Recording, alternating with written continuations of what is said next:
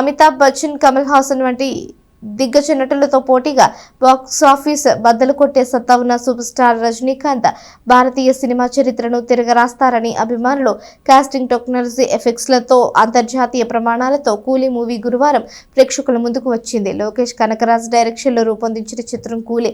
లోకేష్ కనకరాజ్ దర్శకత్వంలో తెరకెక్కించిన ఈ సినిమా కోసం ఫ్యాన్స్ ఎంతో ఆసక్తిగా ఎదురు చూశారు. ఎట్టకేలకు ఈ సినిమా ఇప్పుడు ప్రేక్షకుల ముందుకు వచ్చింది. ఈ సినిమాని స్టాండ్ లోన్ ఫిల్మ్ గా రూపొందించాడు దర్శకుడు నాగార్జున. నెగిటివ్ రోల్లో నటించడంతో పాటు ఉపేంద్ర, సౌబిన్ షాహీర్, శృతి హాసన్, సత్యరాజ్ ఇతర కీలక పాత్రల్లో నటించిన ఈ సినిమా భారీ అంచనాలతో ప్రేక్షకుల ముందుకు వచ్చేసింది. మరి ఈ సినిమా ఎలా ఉంది, ప్రేక్షకులను ఎంతవరకు ఆకట్టుకుంది అనేది ఇప్పుడు రివ్యూ చూద్దాం.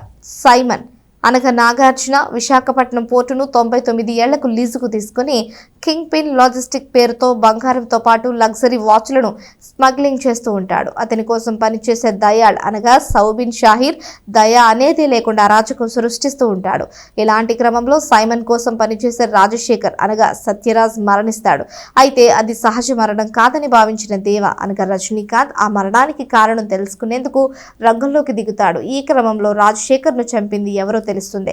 కానీ అతను ఎందుకు చంపాడు, అసలు రాజశేఖర్ దేవ బ్యాక్గ్రౌండ్ ఏంటి అనే వివరాలు తెలియాలి అంటే సినిమాను బిగ్ స్క్రీన్ మీద చూడాల్సిందే. తెనాలిలో ఉదయం 4 గంటలకే ఈ సినిమా మొదటి షోను చూసిన రజనీకాంత్ అభిమానులు సినిమా హిట్ టాక్ సొంతం చేసుకోవడం పట్ల సంతోషం వ్యక్తం చేశారు.